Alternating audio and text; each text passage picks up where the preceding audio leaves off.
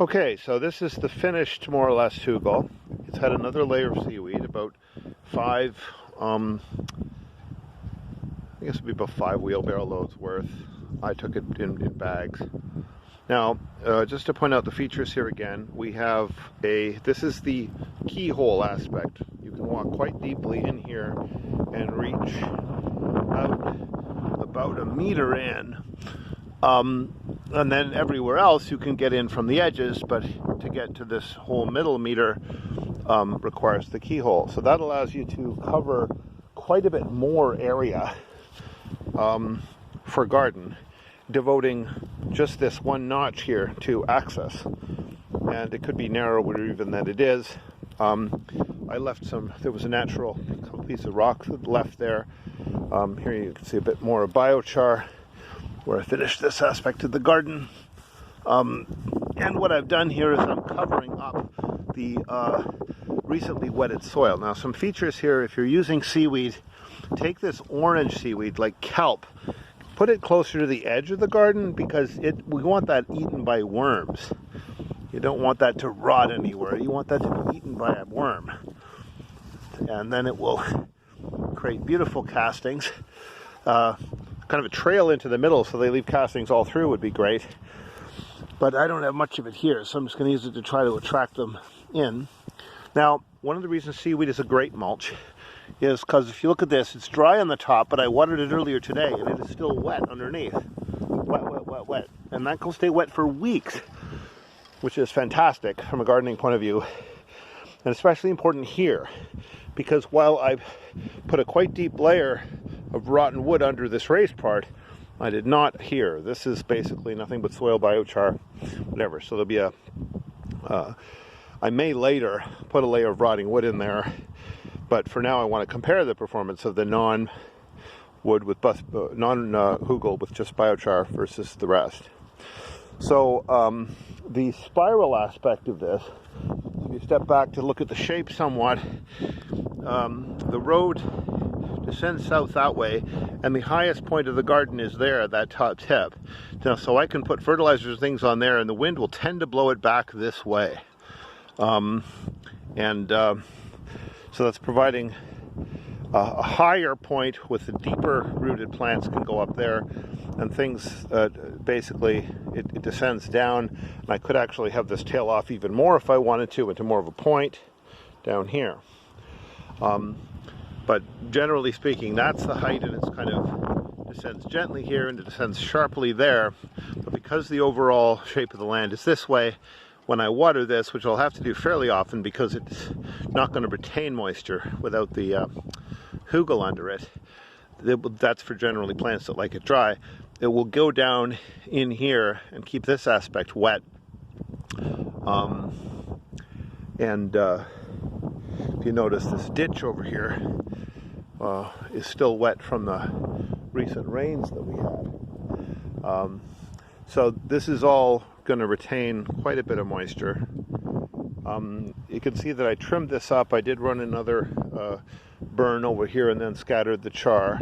Now the potassium is the white ash that's left over. It's quite alkaline. Be very careful not to put the alkaline where you're going to do potatoes or blueberries, which prefer the soil to be very acidic.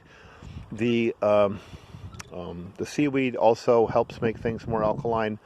And so this garden will be good for the things that really prefer alkalines, like, greens, essentially. Things like broccolis and Brussels sprouts and beet greens and kohlrabis and chives and whatever will be thrilled with the garden of this composition.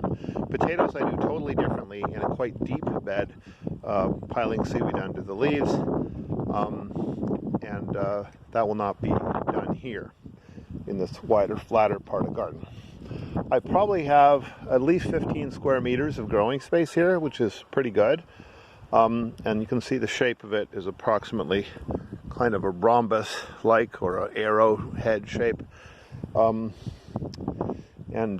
have neatly put this edge in place, and as I showed earlier, I have bits of sod here, which are held together by the fact that I flipped it upside down with the soil face, with the grass facing down. So that's about it. I vegged it just with pieces of, sticks that I had lying around. And the higher potassium sticks are better to do kindling with. One feature I'm going to do is I'm going to use those rocks to make a fire pit, and then that fire pit will provide a source of more alkaline potash that I can put in the gardens before the rains leach it out and put it anywhere else. So that's what this looks like once essentially finished off, but not planted yet. I'll have perennials in here and a mix of annuals, and we'll come back and see how the performance of the non-hugel part from the hugel part behaves later. If the dry plants are not good enough, I will be probably digging this up and put a layer of rotten logs and making it all hugel all the way around. But for now, I would actually like to compare. I think I do have some crops that I want in a somewhat drier territory. So this is the finished beast, and we'll come back when we're in planting season and see how it's doing. Now, there's no manure in here, no topsoil in here, only the acidic soil I took from the actual ground hole itself, and growing medium. So the thing to do is when transplanting, that's when you would mix in your calcium source, ground up seashells, ground up eggshells, medium of some growing medium, and some manure, hen manure possibly, or sheep, whatever. You could generally distribute the manure around, but I don't think this. I prefer to use it in a concentrated fashion when exactly I do the transplants. Eventually, over time, it'll wash out and enrich the soil, and we'll see what happens to it. So this, now I'm going to go back and have one more look at our mature hugel over here, which is sitting on top of the well. And again, we can refer to this one as the wet hugel because it will get later sun because of all this shelter it has to the east, and it can be watered forever because it's sitting right on top of the well, and the water will just go right back into the well, right in the catchment. So what I've done here is you can see little bits of char lying around. They're going to be absorbing nutrients to be released in future years, and you can see I've layered just seaweed on top to partially cover them. I'll get more and completely cover them, but here we get this sense of a mix. Notice I have some perennials like lavender and chives, which have returned, and then I think that's a kind of an onion there.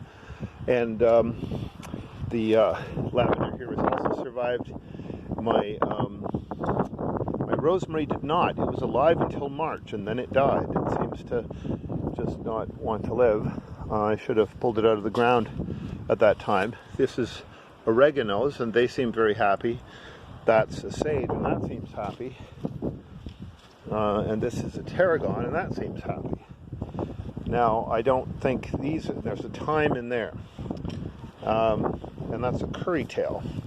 What did not seem to survive was lemongrass and rosemary, which were alive quite late. But my advice with them would probably be to harvest them and move them into pots, possibly in, say, December or so, when they're pretty much going dormant, and then put them back out. That's what I would do with what I know right now.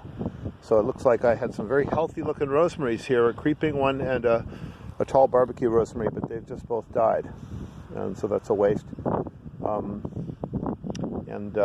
These are the hardies that seem to have survived here. Now, if you have a plant that's more fragile, you can do what's called cloching it, which is, I would advise taking a plastic bottle and cutting the bottom of it away, taking the cap off the top, sticking it down, and then filling it around with mulch so that it gets air but is also temperature protected. But you have to be careful to pull that off, around about now in April, so that it doesn't overheat in there and die from basically get some kind of rot. So this mature one will need some attention because only some of the perennials have survived. And we'll be dividing attention between that and the new one, and there'll probably be a third one going here where the shovel is.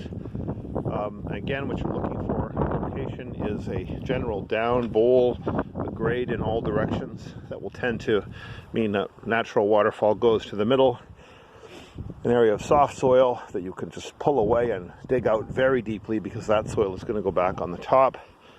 And to have it not so close to other features that you kind of get too constrained in your land use, I don't mind having it close to my power pole guy wire here, because that's not space that can be used. And this is land fairly close to the road, so not allowed to build on it, so might as well use it for gardening. So if that becomes the new hugel, then possibly the fire pit will go somewhere around here, because the wind generally comes this way.